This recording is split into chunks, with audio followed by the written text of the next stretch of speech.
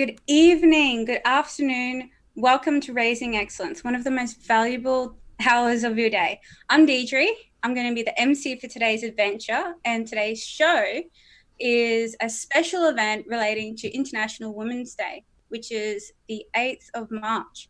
So today we're going to be talking about feminism versus femininity. This week we're having a special event dedicated to the International Women's Day. Sorry, I messed up my script. It's Monday. Let's meet our fabulous team. We have Agnieszka, our psychosomatic eliminator. Hi, everybody. Nice to be here. And I like Deirdre's maiden voyage into MCing. Good job. Or the second maiden voyage. Anyway, go on. Thank you. The first one was a test. This is the maiden voyage. Yes. We have Willow, our trauma consultant. Hi, everyone. We have me, developmental strategist, Deidre, and we have Michael, our community conductor. Hello, everyone. Welcome to Raising Excellence. We have Tim, our expert executive analyst. Hi, guys. Nice to see a full house. And we have Dennis, our freedom facilitator. Hi, everybody. Great to be with you. Now, we have an amazing guest with us today to help us have deeper discussions about our topic, and that's Lisa Arbercheski. Oh my gosh. Arbercheski. I had my piece of paper. My cat's laying on it. I knew I should have kicked No off my worries, table. Deirdre. Thank you for inviting me. Hi, everyone. Hi, Lisa. You look so high tech. Hi there. Hi, Lisa. Lisa is our special guest from Autonomy, which is an interactive course of life. Oh my gosh, I just totally right. That's how it goes. It's all Okay, good. and if you're viewing live and have any questions, please feel free for your input. Oh my gosh, I'm so fumbly now. It's all good. It's all good. We got you, Dee. Don't worry Okay. about it. You can do this. It's super easy to be fumbly right after you make one mistake, because then you're like, I can't do it again. It's all right. We're talking about You're doing- feminist I had it- versus femininity today. Feminism versus femininity. Yes. And Deirdre is going to Yes. introduce us with a lovely little presentation about the difference between the two. Are you ready? Yes. So I will do a screen share. Oh my gosh, I'm so sorry. All right, hold on. I will do a screen share so that I can show you guys. It's all good. And in the meantime, shout out to our listener, Melissa, who is complimenting us on our topic. So Yes. I'm looking forward to the discussion. But first, we have to get the presentation so we can get the definitions right and understand what's going on. Just share your screen whenever you're ready. Yeah, screen. Yeah, it's just loading. There we go. Okay, great. Hold on, no, it's not gonna work. It's Slideshow. easy. Click Yeah. slideshow. Sorry for our listeners. We're having a little bit technical difficulties, but we're there. Yay! Did it work? Yeah, it totally worked. Go for it. Is it on the right? That's the right screen? Okay, great. Oh gosh. There we go. No. Oh, yay. Let's All try right. this again. I don't know From what's the happening. beginning, on the left. Yeah. On the left? You're not All right. sharing your screen anymore. Yeah, I know. You're not going to believe what happened. So I bring up my notes for my slides, and they pop up on the wrong screen, and then I can't see anything. So now I'll do a screen share now, and it should work now. Okay, perfect. Don't worry about it. We got you. Yeah, see? We It's got a learning you. process. There we go. There you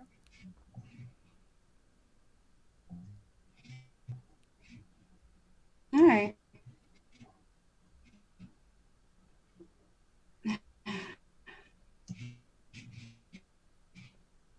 is going to happen. So we're not seeing your slides right now. You're seeing your notes.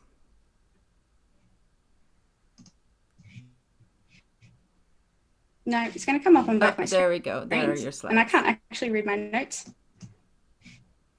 Well, you just got to wing it then. What a nightmare. It keeps switching back from your notes to your slides. You can always copy your notes into the Discord, or is the slideshow taking up the entire screen? Yeah. Check this out. So bring up my notes. It's on a different screen. Okay, so we're still streaming, you guys. So I guess we gotta provide some kind of entertainment to people while Deirdre figures this out. On the other screen. Yeah. I'm sorry. It comes up on I think Lucas is providing the entertainment. I think Lucas is providing the doing entertainment. Can I just no?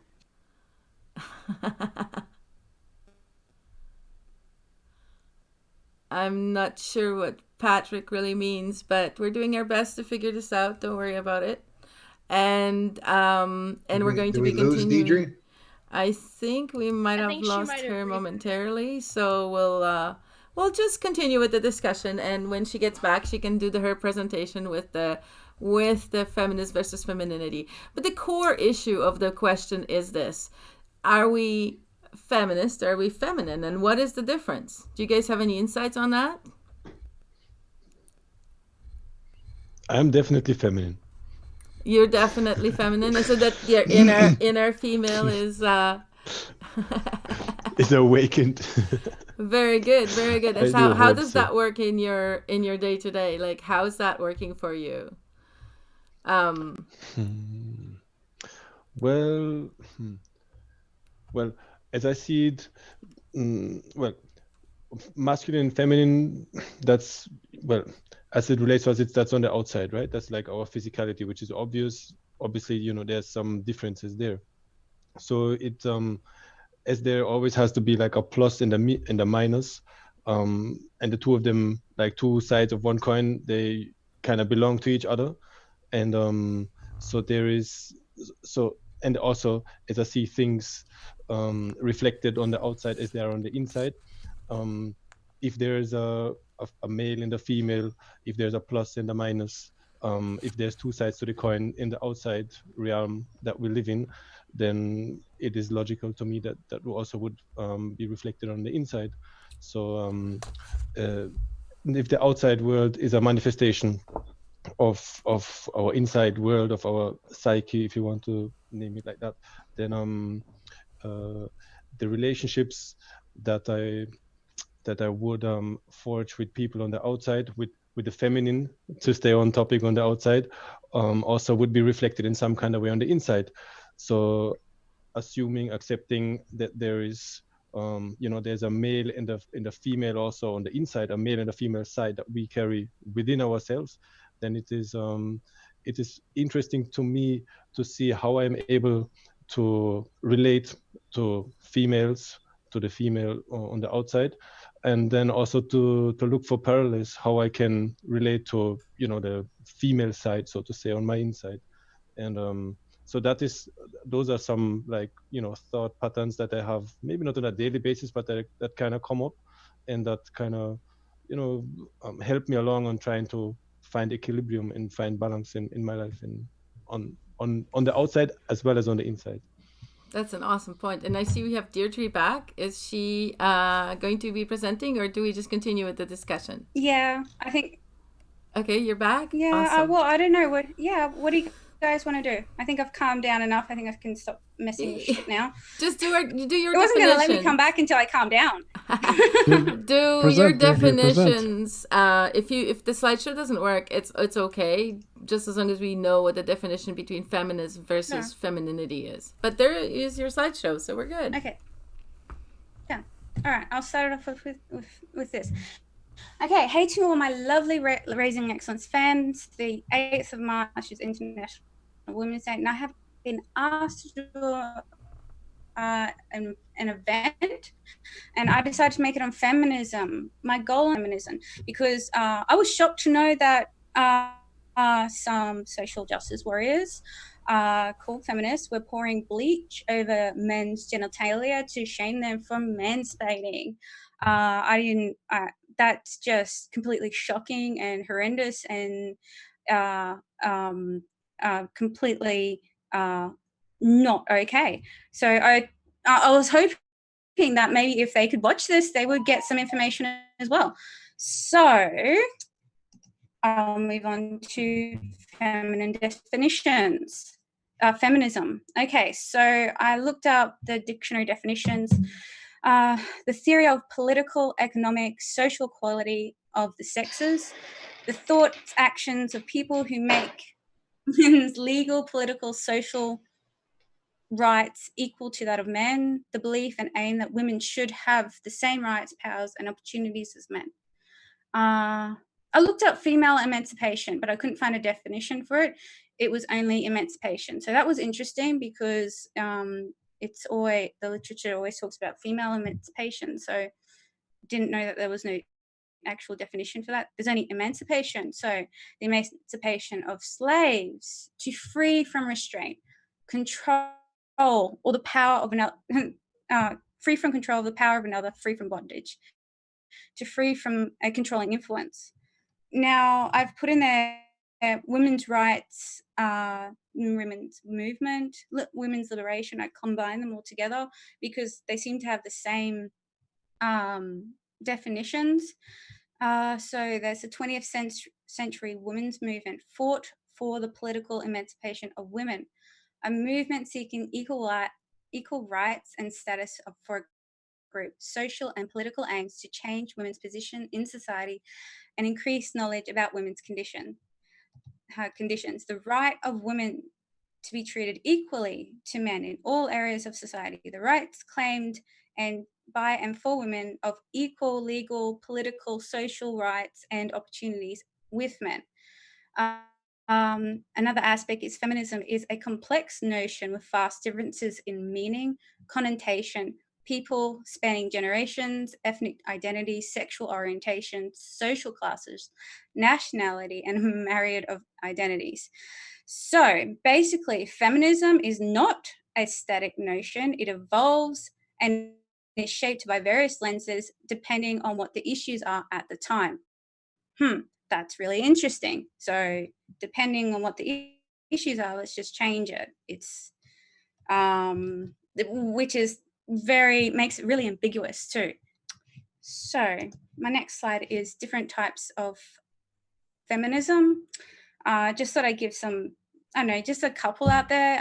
So liberal feminism, they believe that the importance of the individual, and that every woman can assert her place in society and gain the rights she deserves. This kind of feminism works well within structures of mainstream society to integrate women into it and make it more responsive to individual women's rights. But it doesn't directly challenge the system or the ideology behind women's oppression, such as the suffragettes movement, for example. Marxist feminism, the belief that the oppressed status of women can be attributed to unequal treatment at both the workplace and in the house.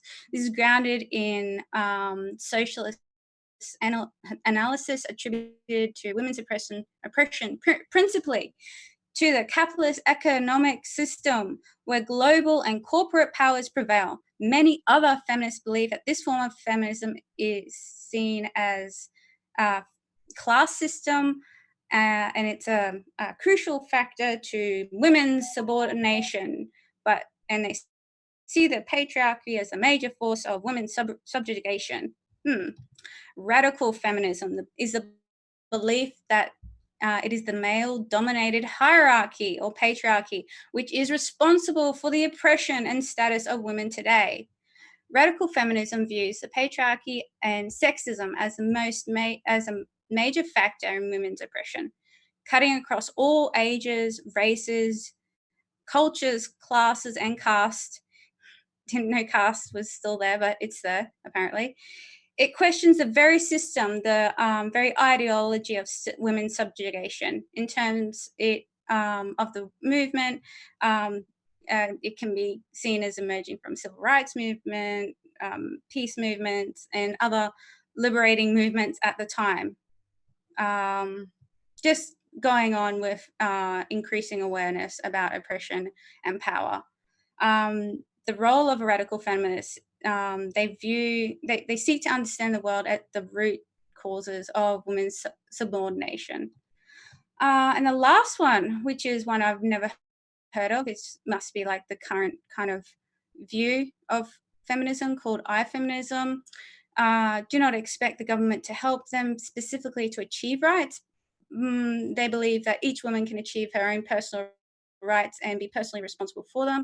This is similar to existential feminism that believes that women must transcend their position and choose to be economic and personally free.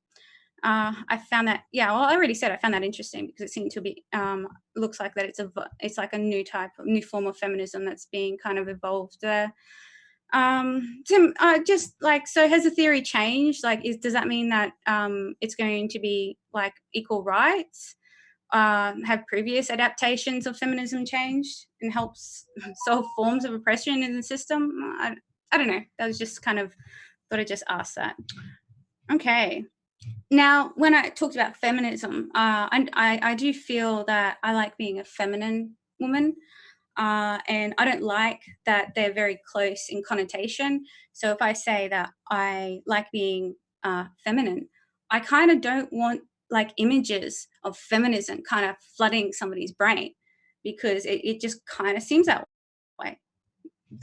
Maybe that's just me. So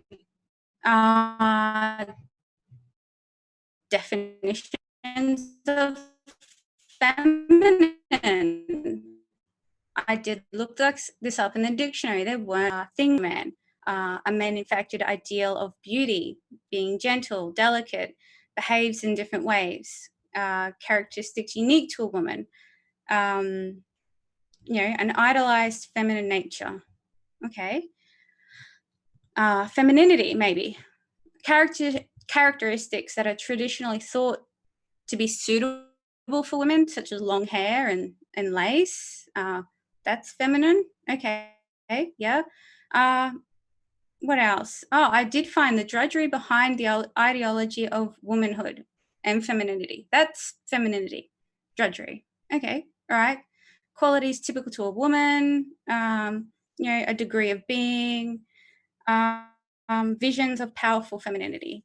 So I did notice here that these are really ambiguous definitions of femininity, in contrast to masculinity. That seemed to where all I have. It's just in contrast to masculinity. So I didn't know where to go. So I had a friend suggest that to go a different way, find out differences between femininity and masculinity. Sorry, I think my voice has stopped doing shaky. I think I've stopped kind of shaking there. I hope so. Okay, comparing differences. Why is it different? Why is there a contrast? Okay, so I was told to suggest the enema and the animus. Now I had a look. I do have some Carl Jung books, and I had a look, and it kind of makes more sense. There's kind of clearer kind of contrast there, rather than long hair and lace.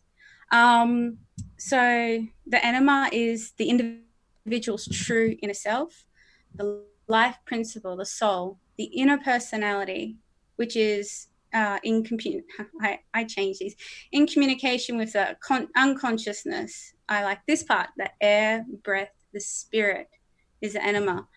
The animus is the masculine principle present in female unconsciousness. I change these. Basic attitude, governing spirit, an animating force or underlying purpose, intention, mind, disposition, passion. So I do have an example of that in my mind that I hope that I can clearly demonstrate. So when I'm kind of in my girl brain, I can just go like this, like, oh, I feel like really hungry right now.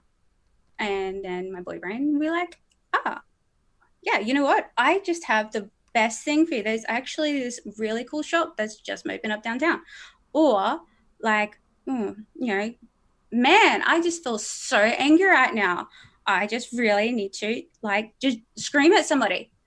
And, you know, that could be just like, well, hang on, why? Why am I so angry? Do you see that there's like a clear distinction, and that both men and women can have these, but there is like a clear distinction of like contrast in that. So for me personally, men are strong, but women are powerful. So now I feel like I've unpacked some definitions a bit better, as best as I can, I think. So how should feminism be seen? Why should we care? All right. So I wasn't too sure where to go from this. So I do have Michael Banneric's book, and I read up on rights. So I'll see how I go with it. So a right, a power, a privilege, a faculty or demand inherent in one person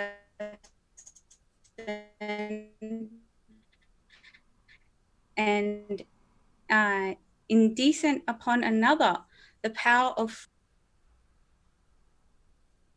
every right implies a responsibility. Equal rights of another. This year seems. Oh, you're just breaking up. It didn't sound right. A little bit, Deirdre. You broke up. So maybe reread that definition one more time, just for our listeners, because it was a little bit unclear. Okay, I'll try and calm myself. I feel like I'm messing with stuff. No, you're doing good, and it's incident upon another. Right. One person and incident upon another. Go up. What did I say? Indecent. But we'll forget about that. Indecent. Rewind. I have like this ball of light in my eye right now. You're good. That's fine.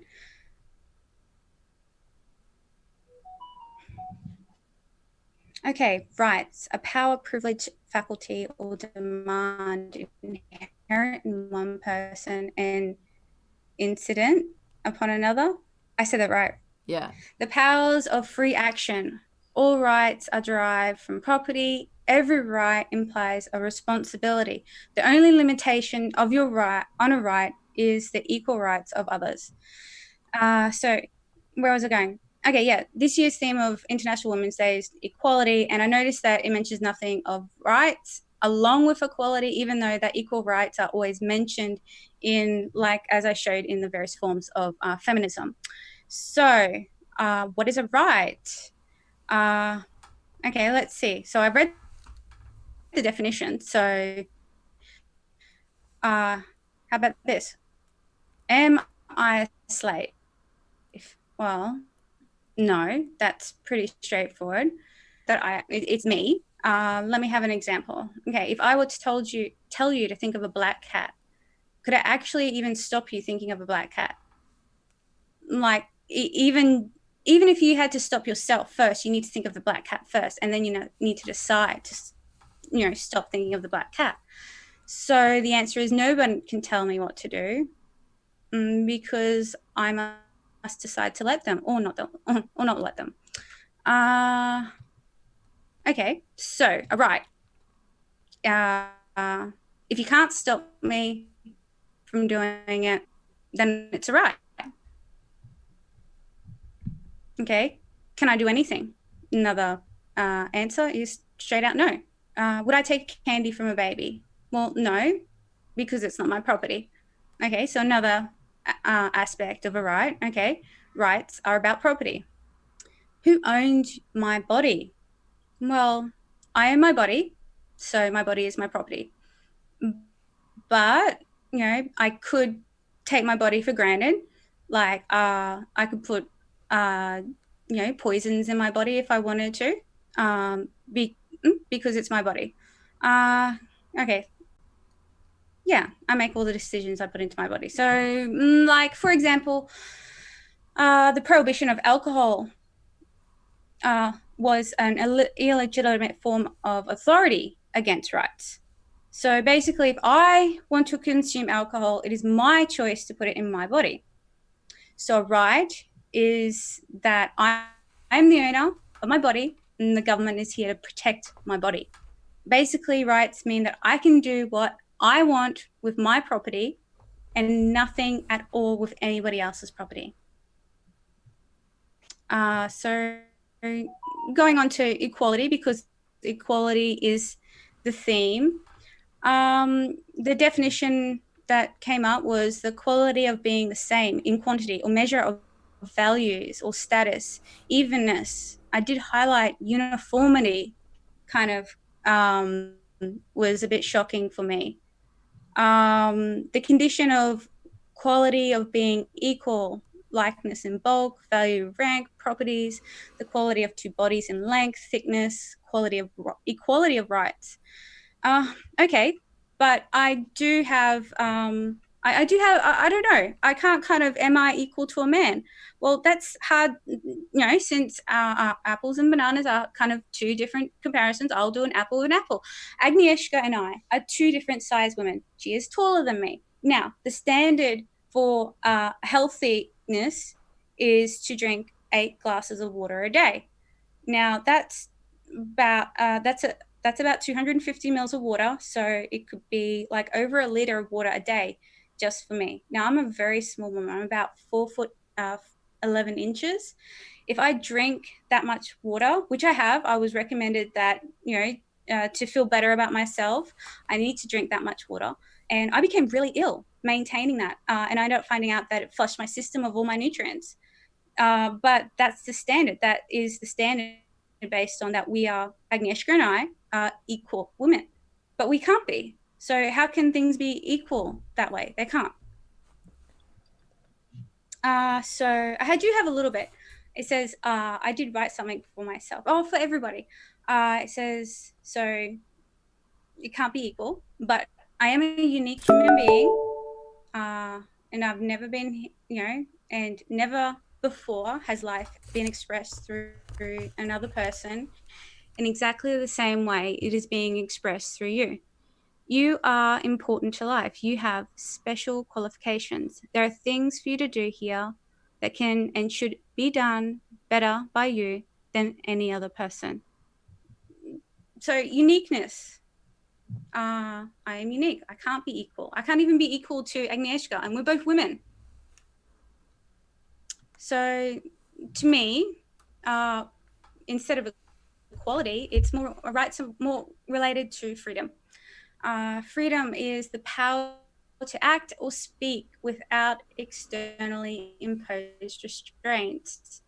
So I just also wanted to make a quick comment about the image I chose. To me, rights are more related to freedom than equality. So that would be that if I had a bird, I would have the bird in the cage and like, okay, yeah, I'm caring for that bird, but it's still not free. I feed it and it can only go where I make it go. But for it to be free, it needs to be kind of let free. If it flies away, okay, that's fine. At least it got to hang out with me for a bit. That's kind of cool. Okay, I do have this awesome little segment from Lisa. And I will play it for you guys. I'll see how I go and bring it up.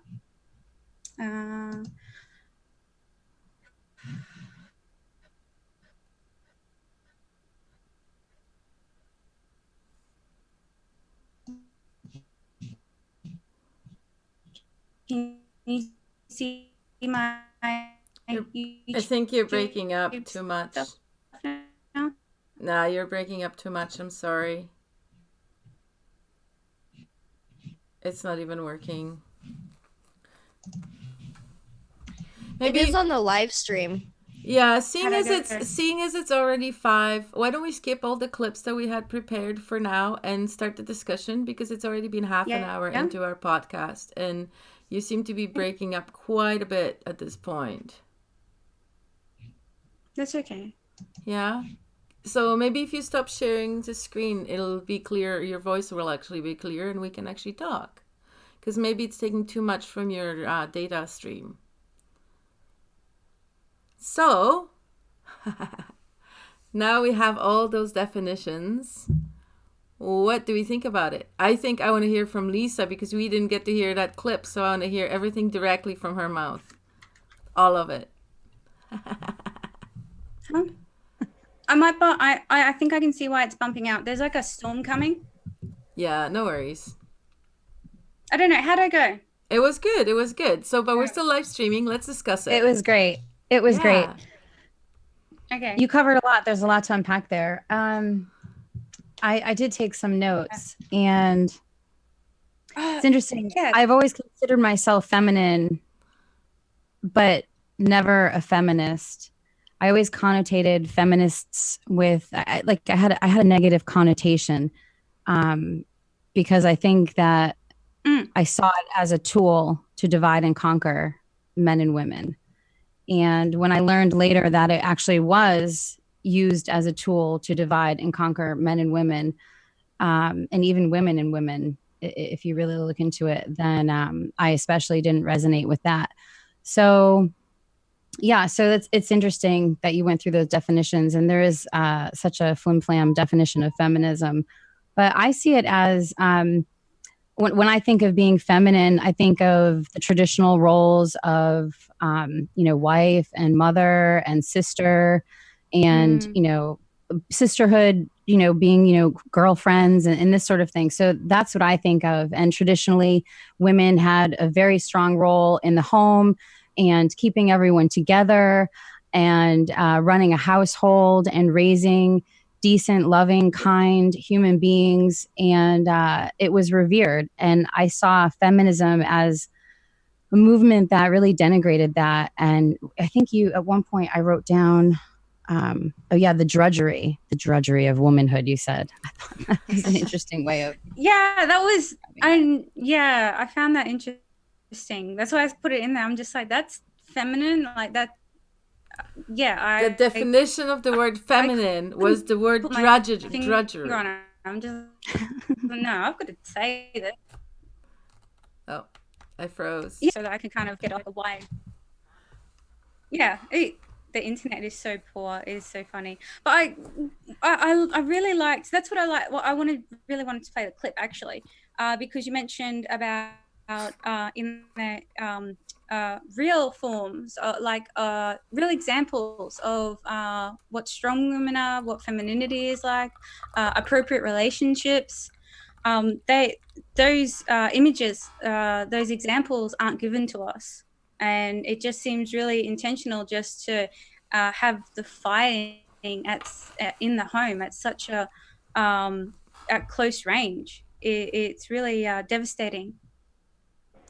And you mentioned that feminism, that it had, it was a fluid definition. It wasn't a static agenda. It was a fluid agenda. In the 60s, when it was really being used as a tool, a psychological warfare on the population, and it was funded by the Rockefellers and the Rockefeller Foundation. And it reminds me that one of the clips you were going to play was, I think, Aaron Russo having a conversation and recalling a discussion that he had with Nick Rockefeller, wherein Nick Rockefeller asks him, what do you think the feminist movement was about? And he says it was two primary reasons, because Aaron says, well, it was about equality and women having the same pay, equal pay as men. And, of course, that's what most people would think. But no, he tells them that's a child story. It was really about them being able to tax the other half of the population. And at the same time, it wasn't really possible for them to get the kids out of the house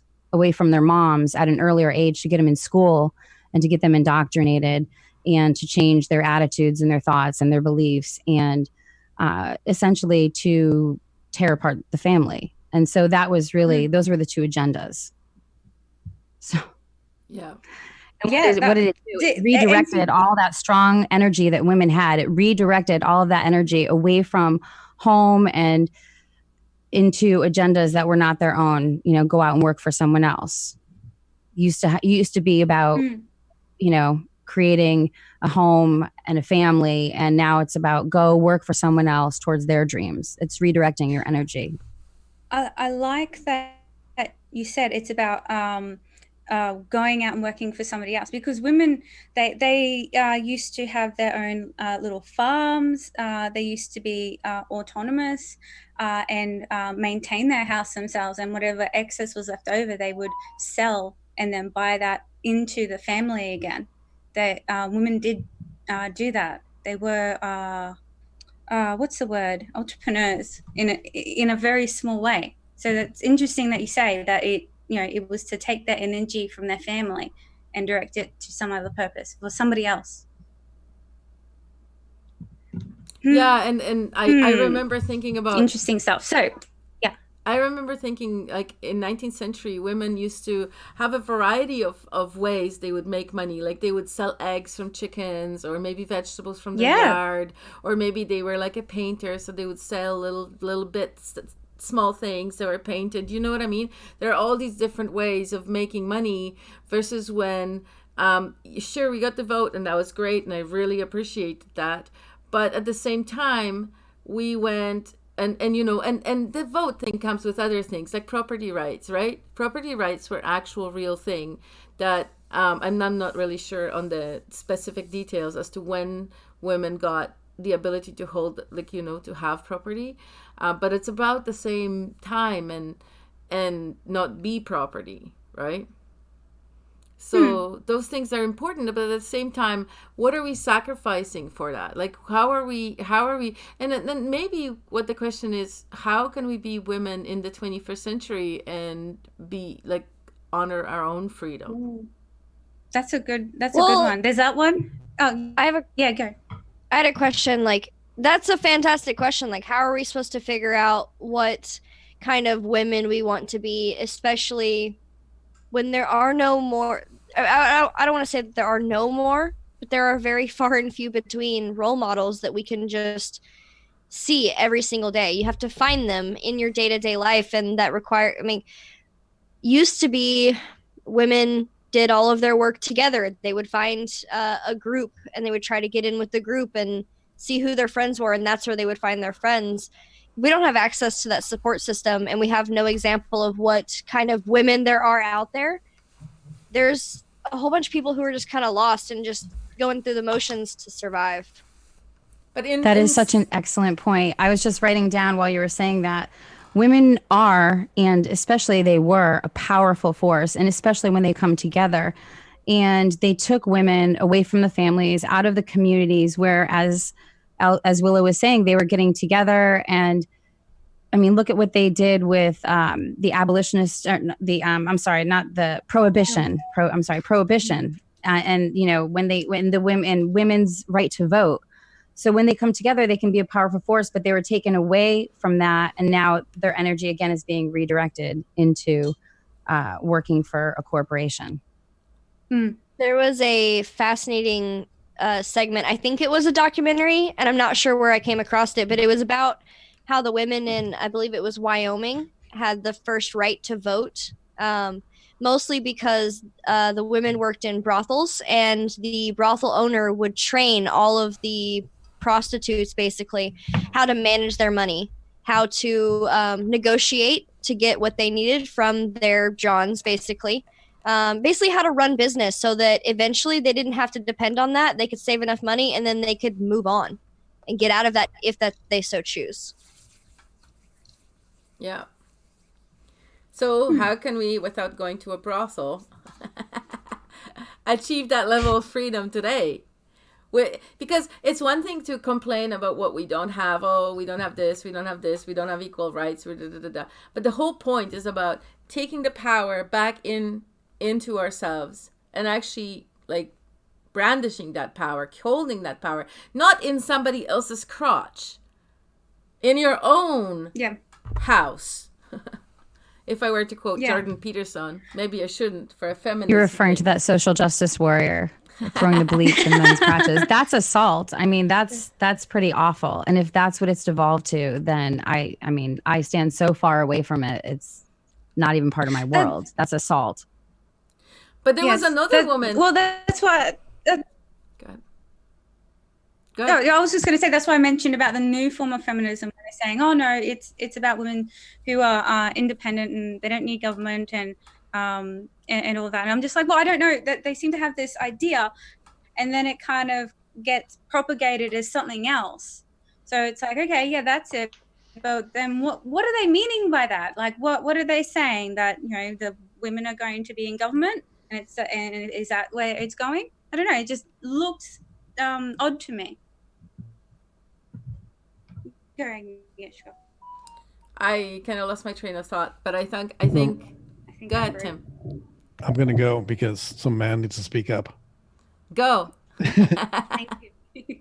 I mean, we have a lovely group of women on the call tonight, and each one of you is an individual example of femininity in many different ways, and it's a range. And the picture that society paints for women of femininity is such a narrow definition, and you all bring things to life that you define for yourselves. And I think if you look within yourselves and you're able to define what is important to you and disregard the messages that we're getting externally, then you can create your own concept of femininity and family and value that transcends those things. Now, I mean, I look at, we have independent entrepreneurs, we have, mothers getting the job done, and we have femininity there, but I've also seen a lot of masculinity out of you ladies as well when the time calls for it, right? You step up and somebody challenges your children or your lifestyle or your family, and they better watch out. You're going to get a poke in the eye. So it's a range, and you all define those things for yourselves. Just having society or the cultural Marxists or Nick Rockefeller define that for us is a crime. Yeah. Yeah. What about Michael? To me, he hasn't spoken. Okay, go, Dennis. Oh, Dennis. To me, it makes perfect sense. If I bring it down to the relationship between man and woman, and then you bring in love, because I would suggest that what woman wants is to be loved. That is what I can see, what I feel like. What is the energy woman is put out is want to be loved, to be recognized. And what happens if man is not being taught or doesn't know or has never learned to love a woman, then in a one-to-one relationship between man and woman, things are not smooth, things are not in balance. And what happens then, what I observe, is that then the kind of, how would I describe it, women will use the the emotional range or her ability, which is, I think, often superior than the one of men, like in terms of her expressing herself emotionally in order to basically unbalance the male in a way, or bring things further out of balance. I'm not sure if I'm able to express myself clearly, but I can see what happens there, the kind of disruption in a relationship that is between male and female, that is reflected in general society. And the points that all of you made, pointing out how feminism was a setup in order to divide and conquer. I can see that reflected, like in the family itself. I can see it reflected even within each one of us, in the kind of disruption between the male and the female principle within each one of us, within the relationship between an actual male and female, and on a level of society where there is there's no balance between male and females, like speaking for on a larger scale in the world, and where then, if you look at the kind of irrational, hysteric things that you see from my subjective view, of course. In feminist movements, oftentimes it's like, oh, that's exactly the kind of thing that you know, I can see and observe, like in relationships as well, you know, because woman doesn't feel love because she feels that the man is not, you know, recognizing her, is not providing that love that she ought to get, and then it is a reaction where she closes down and where she demonstrates that, you know, something is lacking through that. And I can see that on a personal level, and I can see that on the level of society as well. And I'm perfectly on board with the fact that is a divide and conquer, and it divides us on a level of community. It divides us on a family level, and it even divides us within ourselves, because if you don't stand within our true self, and if you don't recognize that those two principles are to be balanced and are to be in equilibrium within ourselves, within our families, and within society, and that one level always must reflect on the other one, then, you know, where to start? We have to start within ourselves, then we have to start within our relationships that we have with our husband, with our woman, and then, you know, that can reflect out into society. So, but we have to stand in harmony within ourselves first, so it can then reflect out to others around us. So what about what a man wants? Does he not want love? Yeah, but it's man wants to control, right?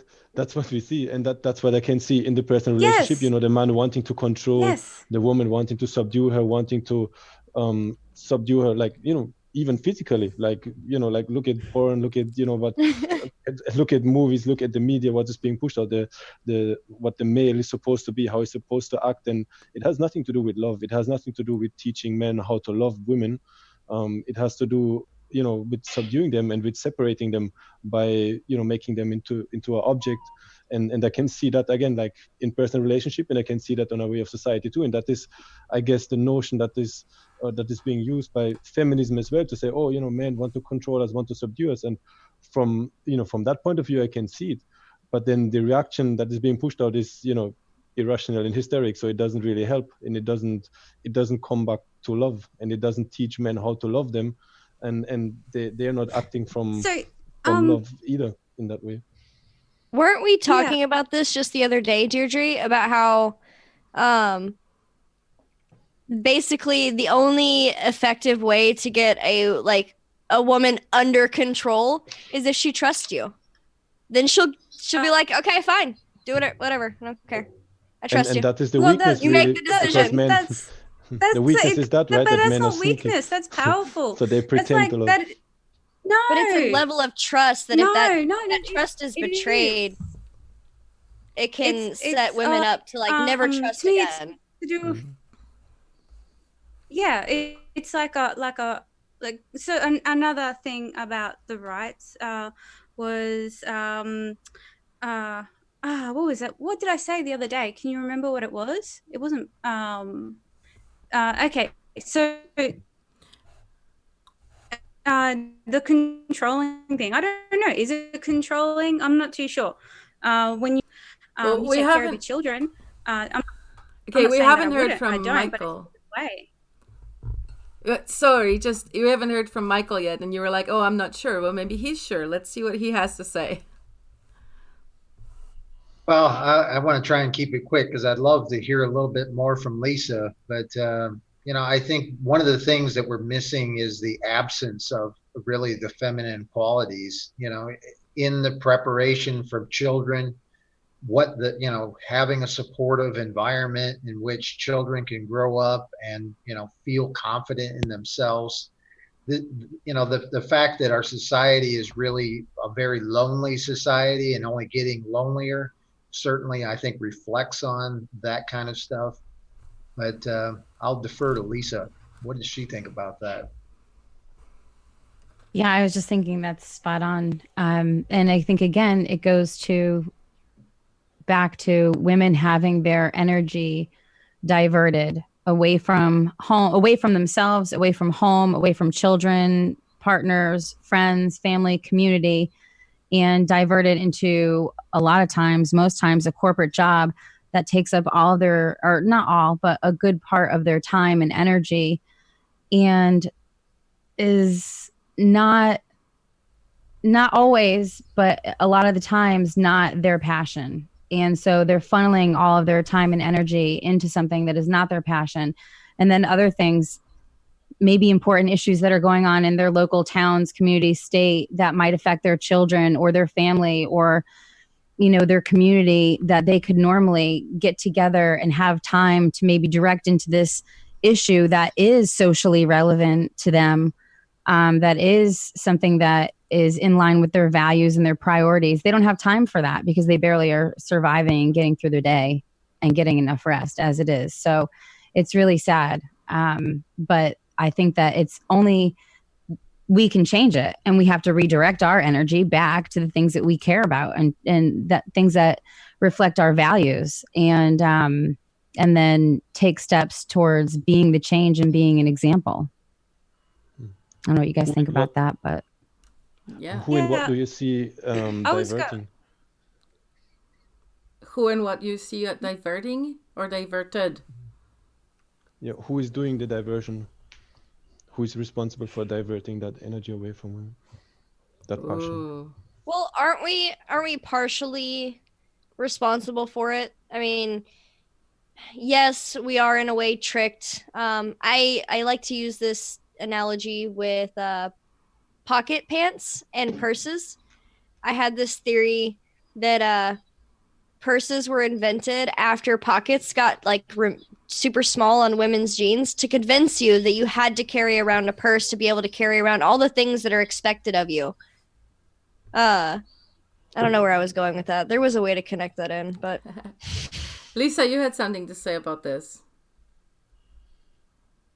I was just thinking that, yes, we're responsible for ourselves. It doesn't help, though, that you're born into a system and born into a culture. And especially, my goodness, kids being born today with all this technology and all of these crazy things going on socially and politically. It's, you know, you have a lot stacked against you. You have a school system that is there simply to make you a citizen that is controlled, a human resource that a value can be extracted by the state, right? And so you're not getting the truth there. You're not really getting the truth through corporate media. And so I think it takes a lot. And in a lot of instances, people say, oh, what woke you up? Or what? Well, because people have to literally be snapped out of their slumber by some type of event in their life that shakes them up a little and shakes up their reality just enough for them to start questioning. Like, you know, similar to what happened for a lot of people who lived through 9/11, who were here for that. And many other, JFK, any number of things that might go on, even a personal thing, a death in the family, someone who's close to you, anything that might shake up your reality a little bit and cause you to look at things a little bit differently and shake out of the, you know, your habits and your status quo. Yeah. That was wonderfully said. You said that lovely. I was like mesmerized for a bit. I'm like, oh no, she's stopping. It's all good. Thank you. It's really hard to follow after her because then you're like, you just said all the things perfectly. What more can we just say?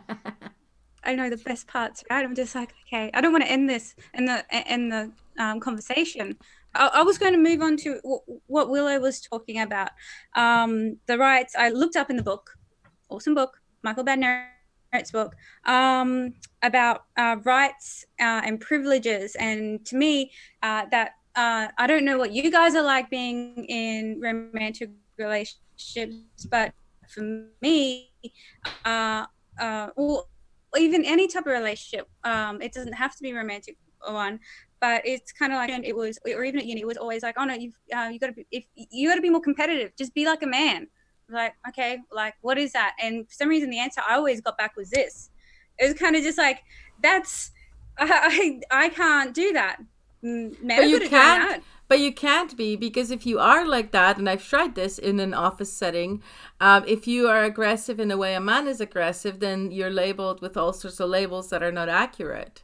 Even if the behavior is identical, women get labeled Well, differently. are you being appropriately aggressive? Because I feel like women, especially like a mother, can be very protective about her children, her family. Mm-hmm. And I think that if you're aggressive appropriately, then that's a good thing. But if you're just, you know, being competitive, to be competitive, with people at work or like or nonsense like your neighbors or whatever, just to get ahead, then, No.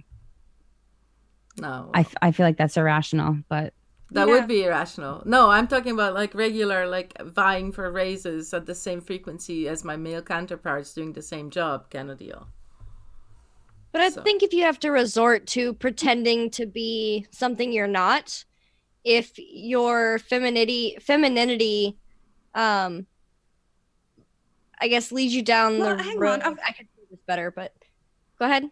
I've got an example. So when I've seen you have issues with your stuff and you'd be like, oh my gosh, and you're just like feeling really fumbly and frustrated, and then like Kurt kind of comes in and he just like goes for you, and you're just like, thanks babe. Yeah, that to me is a lovely harmonious dancing relationship. It's like this like give and take, symbiotic and beautiful. Complementary. Yeah. And to me, that's that whole, okay, well, he just took control of the situation. It wasn't that he was being overpowering or, just, being like overly or anything. No, he's just doing what guys do, and they just get shit done and they take care of it and they do it really good. That's a cool thing. That was one of the hardest lessons, because when I worked at a group home, I'd come home and I didn't really have a lot of girlfriends. Actually, I think I had one girlfriend, and she was having a hard time, so I didn't have anyone to talk to. So I come home and talk to Kurt, and we eventually started getting into arguments because I realized I was coming home to vent and I wasn't expecting him to fix anything, but he is a fixer. And so he'd be like, okay, well, go to your boss and tell them this. And I'd be like, that causes me more anxiety than just dealing with it. Can't I just tell you about my problems and then I'll get over it and feel fine? Like, that's what I want. And it took us probably, I'd say maybe a year of finally getting fed up with arguing before we were like, okay, what is going on here? What are you trying to say to me? Because we're clearly not understanding each other. So what would the gentleman in the group have to say about that example? I'd like to hear from the guys. I have a question for them. Do you feel, do you like fixing stuff for your woman? Do you like being there for her when she's got issues? Do you like being that man for her that kind of picks her up when she's kind of crumbling and just like, oh my God, that shit's just gone down? How does that make you guys feel doing that? Yeah, big time. That makes me feel like, oh yeah, like I can help, I can do something physical, I can, just like Willow was just sharing, like I can identify with that so much. I feel kind of helpless if I, like, if she will come to me and say, oh, I have this and that problem, and like on one level I even know now like that what she's probably looking for is like an emotional support, just somebody to listen to and to understand, and so and not necessarily like hands-on advice and do this and do that and let's get it done. But that's within me. That's like my urge is like, okay, we can do this, we can do that, and or if it's like this, then we're gonna change this and we're gonna adjust our lifestyle and whatever. But oftentimes that's like and I know it even while it's happening to me. So it's interesting because I can, like, I'm at a stage where I can observe it within myself, that drive, and then I catch myself more and more often to, oh yeah, like just don't say nothing, just be quiet for another few minutes and just listen, and then try to like catch her on the emotional level and to just facilitate and be that. But it's tough for me. It's really tough because I want to physically do something in order to fix the perceived problem then. But then the problem is not necessarily sometimes what she's talking, what she's expressing, but it's like just it's on an emotional level, like to come to terms with things. And you've just explained the anima and the animus perfectly. Like kind of being that rock for her, allowing her to do her thing that she needs to get done in her life, but kind of like being there kind of beside her and going, hey, I got you back, you can do this, and kind of being that for her. What do you think, Michael? What about what Dennis said? Yeah, I would definitely agree. There is that fine point between when you have to do something and when you're supposed to be just listening, and that seems to be a little bit of a gray area for me. But I feel strongly that really the roles and the embracing of the roles and really kind of embodying the masculine and feminine roles in a way that women and men can feel better about themselves is certainly something that relationships really need. And it's unfortunate that like everything is turned into kind of a unisex role, but the reality is that men do things better and women do things better, and they should have that opportunity to play those roles. The role. I do find it a bit sad that you said, I feel a bit sad for you, not for you, but like that you haven't experienced a woman kind of just going like, okay, he's coming to me right now. Okay, he knows there's something going on. Like men have instinct too. They have that feminine principle. They do. And you said that it's you've had just a gray area about it. Well, that's what the trust that Willow was talking about, that that kind of if you're going to be there for me, then I have to give trust that you have my best interest in your heart, and to trust that you're coming to me because you know something's going on. Have you ever experienced a woman do that for you? I'm certain that there's been. What about Tim? I want to hear from Tim. What do you think? You've tried to speak up a couple times already. Oh, I'm listening. I think men are not taught to like how to listen and how to interact. But I think if you just remember the simple steps of mirror, empathize, and validate, rinse, repeat, you can't go wrong with that, and you'd never fail. And if you don't do that, you might feel like an emotional dumpster because you'll be dumped upon. Because what tends to happen is if you don't do that, then there's some other method of emotional outlet, whatever that is, like it tends to escalate. So it's like, oh, you didn't hear me the first time? Well, what about this? So I totally do that.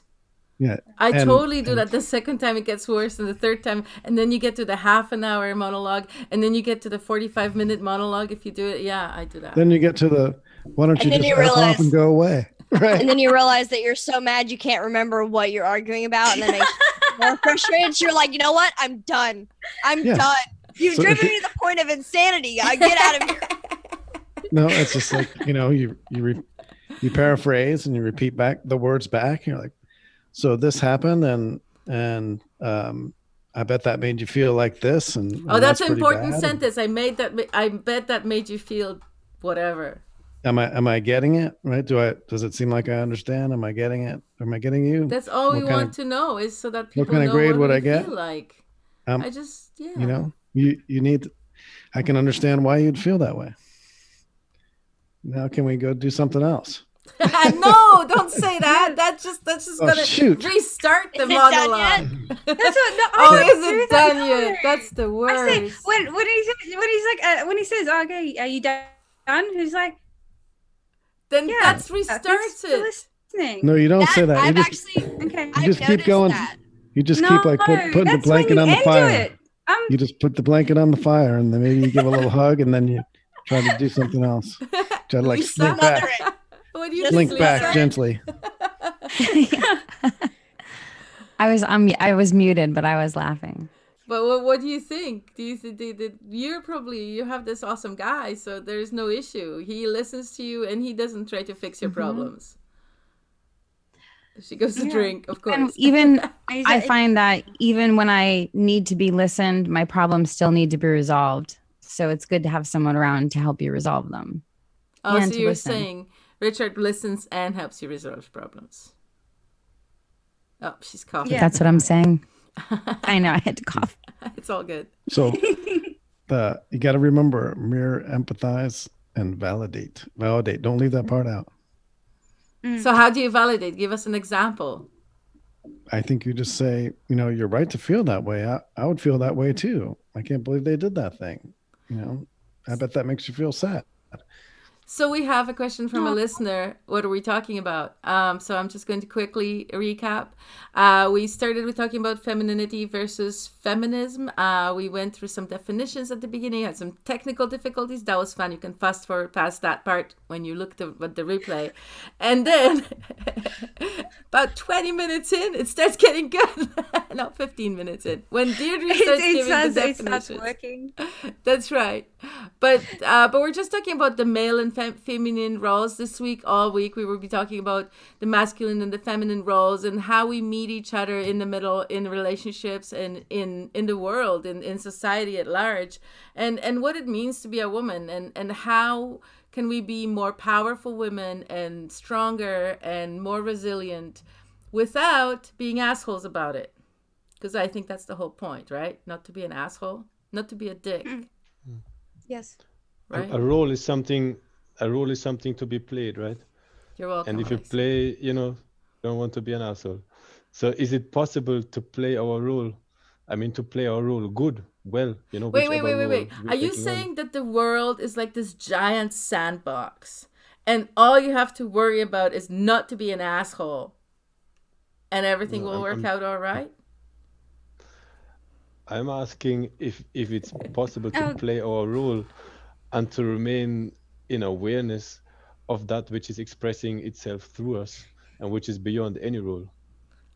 Because if you see it from that perspective, then, the role that we take on in life is something that we take on. So, we take on that role and we play it. And if we play it well, we can be masculine, we can be feminine, and we can be it well. We can be it with all our heart, with all that we are, but we can play it in the awareness and being conscious of the fact that it's a role that we're playing, and that which we really are is something beyond the role. And that helps me personally to remain playful and not to identify so much with a role, because it's still a role, even if you play it well. Labels. Oh my gosh, we gotta talk about Well labels said. on Wednesday. Thank you, Lisa. Labels are the worst. Once you go to labels stack on you, it's so hard to unstick it. And other people think that it's That's right. Okay, so I'm going to wind it up. So I wanted to thank everybody. Yeah, I think it is time. I wanted to thank everybody for listening, and I hope we've provided some information for you guys to think about. I would like to thank everybody for supporting me and helping me with my presentation, and it finally took off. I would like to say a special thank you to Michael Badnarik, who helped me understand what a right is. So at first, I kind of knew, but I was kind of stumped a little bit and felt a little bit overwhelmed because I wanted to give it justice. And so I read your book, Good to be King, good stuff in there. But I felt like I wasn't I just really wanted to clarify that I was like hitting it on the head. So I booked an hour chat with him from his website, and he answered my questions. He actually even gave me a lot of pointers for that segment on rights, equality, and freedom. And the call gave me the confidence to deliver my claim that equal rights are different to equality, and that rights are more related to freedom. So thank you so much for Michael. For all your help and our awesome chat. And I'd like to thank our special guest, Lisa Arbercheski, for providing with the uplifting and foundational video of the history of feminism is going to be available in a link below. I really would suggest you guys check it out. It's uplifting and foundational. I had information in there that I wasn't even aware of. And it kind of made me feel really angry. So with that, I'm going to include the links. Thank my audience for joining us for our International Women's. And special thanks to Lisa again for taking the time out of her busy schedule. I'm from running an online course. Oh, Lisa, could you mention about Autonomy and the role and the job that you do there, and all the really awesome, I don't know, the interactive platform of it all. That's I'm really behind the scenes, Deirdre. Oh, okay. I don't think you are. She's always there. She's so supportive, and she's always there to chat. And she's, yeah. I can't kind of went. I'll come back on for another podcast awesome. for that. All right. But thank you so much for having me. Please. It's been fun. And I just want to add one more thing because of the question from a listener. Alexia, if you want to, playing a role does sound like you're not being genuinely you, but what we're talking about is more like Jungian archetypes. So all the roles that you already play inside you, like the role of a daughter and the role of a girlfriend or a partner, you know, a friend. So those are roles those are archetypes that we all embody throughout our lives. And if you want to look up something more about that, look up Jungian archetypes. Jung. Jung. So. And if you're a genuine actor, then playing roles is your thing. On that note, let's play the outro and say goodbye to our listeners. Bye. Bye. Bye. Bye-bye. Bye, guys. Bye. Thank you for listening. Come back on Wednesday at 6:30.